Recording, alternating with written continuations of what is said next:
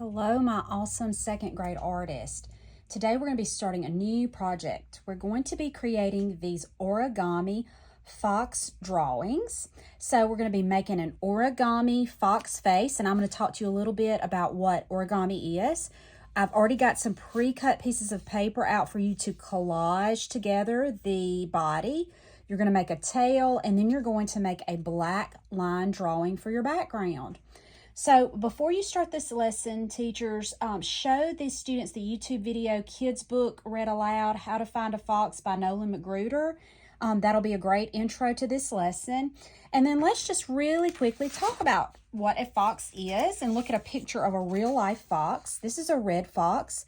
There are different kinds of fox. There are gray fox, red fox, and other types, but we're going to be looking at one that's red. And you see that he's called a red fox because his fur has a reddish appearance.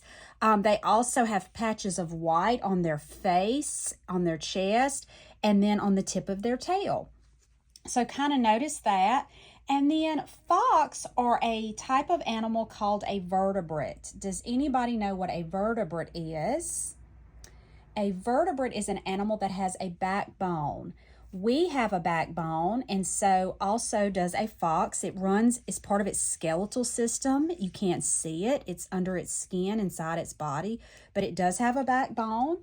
And so think about some other animals that are vertebrates. Like mammals are all vertebrates. So we're a mammal. A fox is a mammal. Cats are mammals. They all have backbones. They're all vertebrates. Fish are vertebrates. They have bones, don't they? If you've ever eaten fish or seen a fish that has been caught, you'll know that it has bones inside of it that you have to get out. It has a backbone. And then animals that don't have a backbone are called invertebrates. So can you think of any animal that doesn't have a backbone? That would be an invertebrate. So animals like a squid or an octopus, it doesn't have a backbone, or a snail, or a clam, or an oyster. Those are all animals that don't have backbones. So that's just something that you're going to be learning about in your other classes this year, and I wanted to point that out on our art lesson today. So to begin with, you are going to be doing a background drawing for your origami fox. So I'm going to start out with a piece of green paper, and I'm going to give your teachers different shades of different colors of paper that are light, so the black will really stand out in contrast. So let them decide what color they want to use, and we are going to turn it horizontally. This is called landscape mode, if you will, like you're on your phone. And so our paper turned in landscape means that the longest side goes across. And then you're going to use different sizes of Sharpies to do this. So we have, this is a fine tip Sharpie. This is just like our regular Sharpie. And this is an extra or ultra fine tip Sharpie. And that'll be good to create some variety. So before you start, teachers, you can show the students some examples that other students did. And you see how all of these are different. They shouldn't look the same because you're creating your own unique piece of artwork. So to begin with, if you want, teachers, you can let them draw lightly with a pencil, or if you feel like they're not going to do that good of a job tracing over it, just let them start with a Sharpie. So I'm going to make some heels, and I'm just going to start from the side and make some curved lines. They curve down into the bottom. And you can make like maybe 2 or 3 heels. I think I'll put one here in the middle. And those are our heels. Now within your heels, let's make some lines to give it some more variety. So we're going to make some lines in our heels that curve in the same direction as the heel that we're doing. So I'm working on this heel, and I'm just going to make some lines that curve in that same direction all the way down.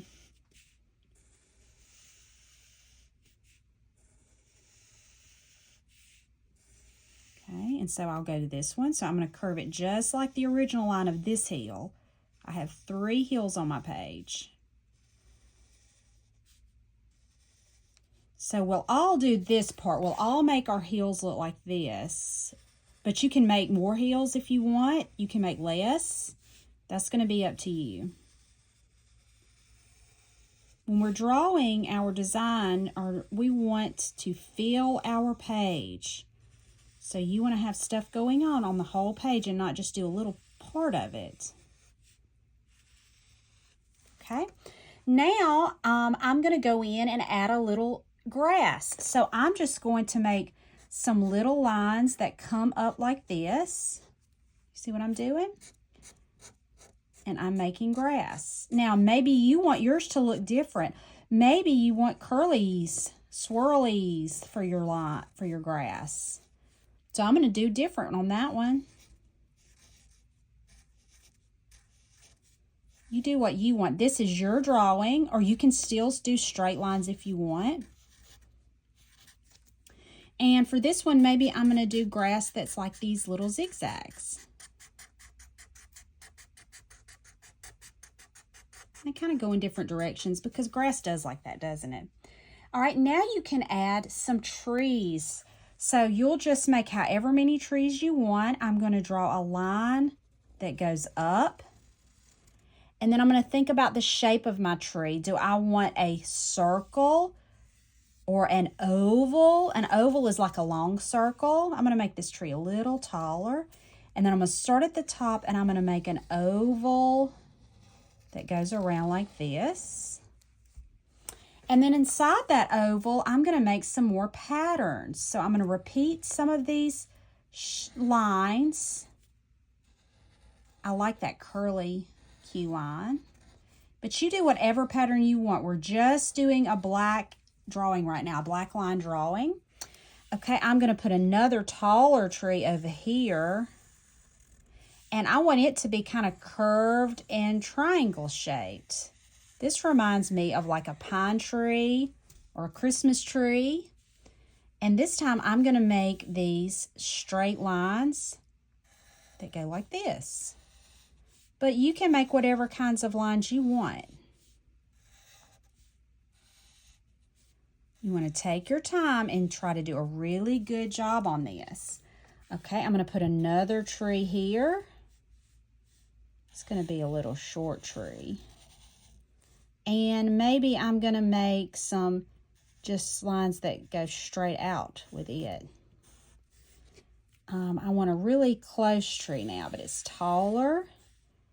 And it's going to be behind that tree, so I'll kind of go around like that. You decide how many trees you want on yours. I'm going to make wavy lines in it this time.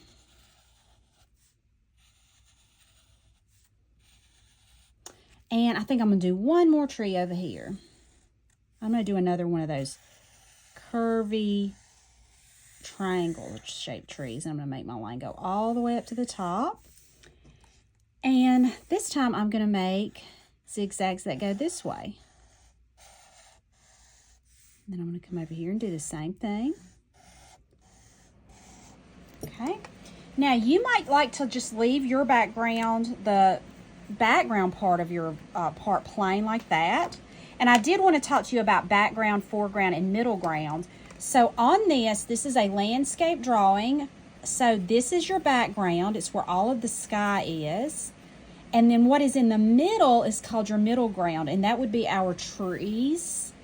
And then in the very front or the foreground or our hills. So you can decide what you want to do on the background. I think it needs a little more. So I'm going to take my thin, ultra thin Sharpie and I'm going to make some little snowflakes.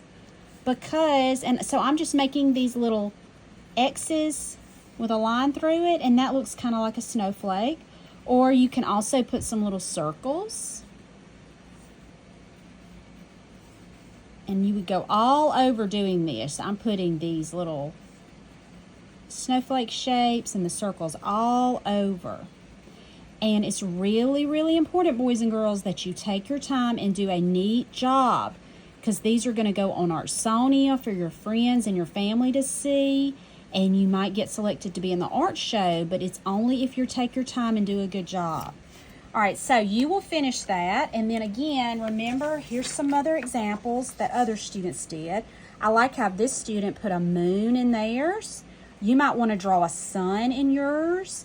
So you decide how you want yours to look. Now we're going to make sure your name label's on that, sit it aside, and then when you come back another day to class, you're going to make your fox. So to begin with, you're going to get a piece of this square paper, and it's kind of an orangish color. It's an orangey red color, and it's origami paper. Origami is the art of folding paper, and it's a Japanese form of art, and they make so many different things with origami. You can make all kinds of animals. There's videos and there's books that show you how to do that, but we are going to be doing a face of a fox today. So in origami, you have to use thin paper so it'll fold easily, and you always start with a square piece of paper. This is a square. Every side is the same length. We're going to turn it so it's like a diamond, and teachers, you will just need to kind of maybe do this step by step with your students. Turn it like it's a diamond. You're going to pick up the bottom corner and fold it to the top. It's very, very important that the students try to line things up as best they can. It's very, very important. So now it's going to look like a what shape? A triangle. So if you need to pause the video, break it down by steps, that's perfectly fine. Okay, so now you've got a point at the top of your triangle. You're going to bring it all the way straight down so it touches the bottom line, and you're going to fold it. And you need, after you fold every time, you press really hard. Okay, now we're going to take this corner on the right and we're going to fold it up. We don't go all the way over. You're going to kind of make it at an angle. Teachers, if you need to just kind of pick it up and show them like that before they press down and make their crease. And then you're going to do the same thing on the other side. So they should have a triangle in the middle still that they can see like this. This is a very, very simple origami. It's one of the most simple origami projects I've ever seen. So if you like this, you might want to be interested in learning more. So look in your library. There may be some books, and you can find some online videos. So you're going to flip it over, and this is going to be your origami fox face. All right, now we're going to add some details to it. So you're going to let the students use a black Sharpie and make the eyes. And I wanted to show you some examples of some other students' fox, and they have different kinds of eyes. Those eyes look like they're closed, don't they? And those eyes are open. So you're going to decide what kind of eyes you want on your fox. I'm going to do closed eyes like I did on my other one. So I make a curved line that kind of curves down like that. And then I'm going to make some eyelashes. Then I'm going to make a nose. So I'm going to, at the bottom corner, I'm just going to color a little curved shape in black like that for my nose. And then fox have white patches on their ears and white patches on their face. So you can just use an oil pastel and let the students come in and color white patch on their face and then on their ears. So I'm going to make another white triangle, color that in.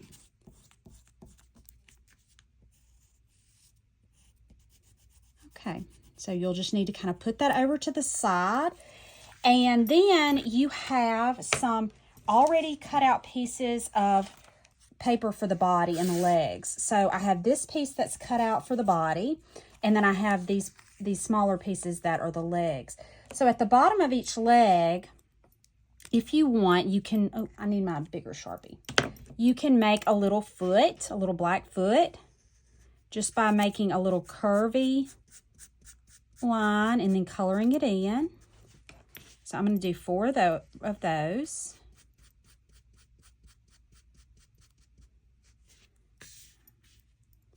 And then you can start assembling it onto your paper. We've also got to make a tail. That's going to be something that you do that's also going to be unique. Okay, So now you've got that, and then you're also going to have another piece of paper that you're going to make your tail on. So teachers, you can let the students draw their own tail, so they'll all be a little different. But a fox has a big bushy tail. I'm going to make this one curve a little different than I did my other one. You'll see. So I've drawn it on there, and that's probably hard for you to see. So I'm going to go back and outline it with a black Sharpie. But you don't let the kids use a Sharpie on this. They can just use a pencil. Can you see my line? Yeah. And then a trick to doing this is when you cut it out, let the students cut this out. This will be good practicing for cutting out using scissors. Make sure you turn the paper when you cut.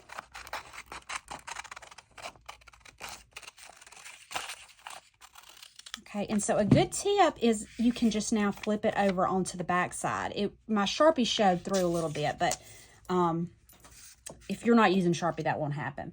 So then on the tail, I want you to color the tip of it white with your oil pastel, just like I did, just like I showed you on the picture of the real one. And then I want you to come up with a design for your tail. So just like we drew a line drawing for our background, I want you to draw some lines to make a design on your tail. I'm using curvy lines. For my other example that I'll go back and show you in a minute, I use zigzag lines. So you get to decide what you want to do with that. And then you would just let the students take their landscape that they made earlier, and they'll start kind of placing it and gluing it down. Before you glue things down, kind of start placing things around and decide how you want it to look. So where do you want your fox to be on the paper? What do you want your fox doing? So there's the legs.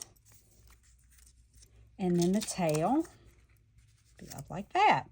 So I would recommend using Elmer's school glue for the face because it's a little heavier. It's not going to stick as well. And then you can use stick glue for these. This is such thin paper, I think it will do better. So let me go back and show you my finished one. And then also, teachers, in your lesson plans, let the students see some examples of other students and how different these can all look.